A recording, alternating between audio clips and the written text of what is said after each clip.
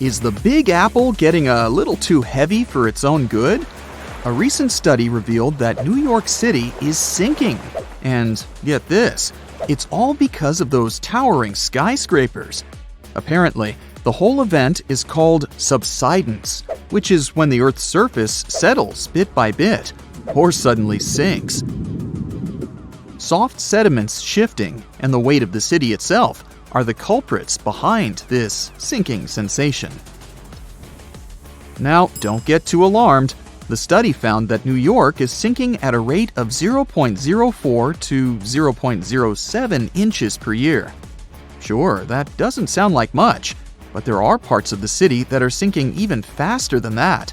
This sinking situation could cause some trouble for the city, especially since it's already pretty low-lying and home to over 8 million people. So it's important that local authorities come up with some strategies to tackle the growing flood risk and rising sea levels. Although, I'm not sure building giant seawalls is the way to go. We might need to get a little more creative than that. Geologists want to make sure we're all aware that building more high-rises near the coast, rivers, or lakes could contribute to future flood risks. So we really need to think twice before we start constructing skyscrapers left and right. In recent studies, scientists calculated the total mass of all the buildings in New York City, over 1 million of them, and it adds up to a whopping 1.68 trillion pounds. Talk about a heavy load. Now, they didn't include the weight of the roads, sidewalks, bridges, and other paved areas, so you can only imagine how much more weight is added to the city. But hey, even with these limitations, the researchers did a pretty good job of accounting for the complex geology beneath New York, including the sand, silt, clay deposits, and good old bedrock. They found out that certain types of soil, like clay and artificial fill, are more prone to subsidence. On the other hand, bedrock stays pretty firm and keeps those skyscrapers in place. So at least we don't have to worry about the Empire State Building taking a dive anytime soon. Comparing their fancy models with satellite data, the researchers created a map of the city showing where the sinking is happening. And guess what? The increased urbanization and all that groundwater pumping and draining are only making things worse. It's high time we start protecting our resources, don't you think? I wouldn't start packing my bags just yet. New York isn't the only sinking city out there, you know. Jakarta, the capital of Indonesia, is facing some serious sinking action too. In fact, parts of it could be underwater by 2050. That's like a real-life Atlantis situation. Over 30 million people in Jakarta are now deciding if they should relocate the entire city. If there's a city out there we should worry about sinking, that's Venice for sure. But why is it so eager to take a dive, you might ask? Well, let me tell you the complex truth. You see, Venice decided to set up shop on a marshy lagoon with shoddy foundations.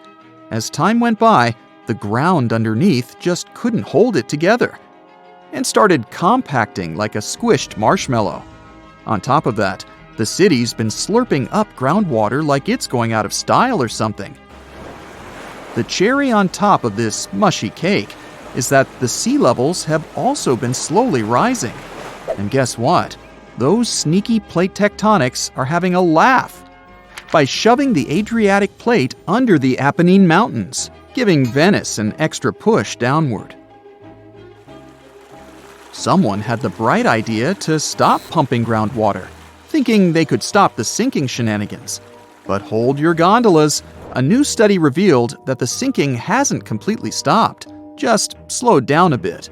It turns out the whole area is tilting ever so slightly to the east, with Venice perched on the slightly higher end.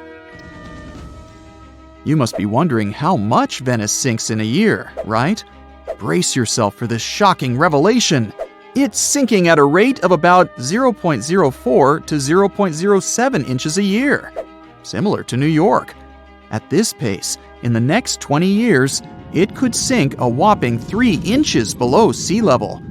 To avoid turning into a Venetian fishbowl, locals are frantically building special barriers to keep the water from crashing into the lagoon.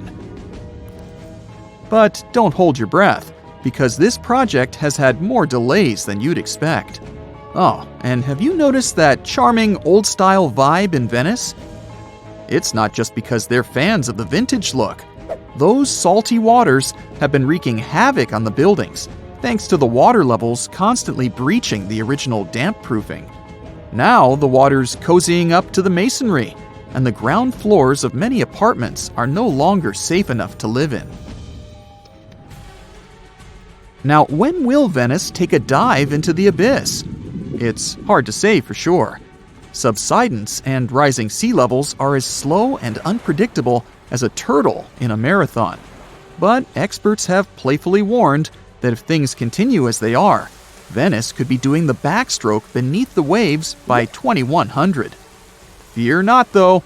They're doing their best to protect this floating gem of history and culture from becoming a Hollywood disaster flick. So don't cancel that Venice day trip just yet.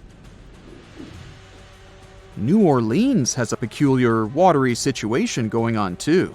You see, this lively place was initially built just a smidge above sea level, and now it's gradually sinking. Back in the day, when an area of the city called the French Quarter was just popping up, folks had to make do with what they had. They scored the best land they could find, but it was only about 10 feet above sea level. And let's not forget, the rest of the city is as flat as a pancake, with the areas around the French Quarter being just a hair lower. Now, even though they knew they were up against some soggy odds, the resourceful New Orleans residents did their best to elevate their houses above the flood-prone land they chose as their home. There's more. The ground beneath New Orleans is as wobbly as a plate of Jell-O. Architects had to keep things short and sweet because they feared the soil couldn't handle the weight of taller structures. They played it safe, sticking to 2 or 2.5 stories. Here's where it gets interesting. The city installed a fancy drainage system in the 1900s, thinking it would solve their water woes. And while it did help with the marshes and all, it inadvertently sucked the life out of the soil. Yep, the ground was left high and dry, without enough sediment and water to keep it steady. As a result, those former marshes sank as if they were in a quicksand competition. By the 1930s, things got even more topsy-turvy. 1/3 of the city was below sea level, and by the time Hurricane Katrina made its grand entrance, that number skyrocketed to around 50%. Oh, and here's the icing on the cake. Sea levels decided to join the party, rising faster than a helium balloon. So now, not only is New Orleans sinking, but the surrounding area is also at various degrees below sea level. So what can we do about all these sinking cities? Well, for instance, we could manage our water consumption a bit better. We can't just keep sucking groundwater out of the earth like there's no tomorrow. We've got to find new ways to quench our urban centers' thirst. Think about it. We could purify surface waters, or even turn salty seawater into a sweet solution. Of course, we'll need a boatload of energy to make it all work. Speaking of great urban water management, let me tell you about a town in Denmark called Nye. These guys have got it all figured out. They collect rainwater and use it to supply their toilets and washing machines. Talk about resourcefulness. Now that's what I call a splash of genius. That's it for today. So hey, if you pacified your curiosity, then give the video a like and share it with your friends. Or if you want more, just click on these videos and stay on the bright side.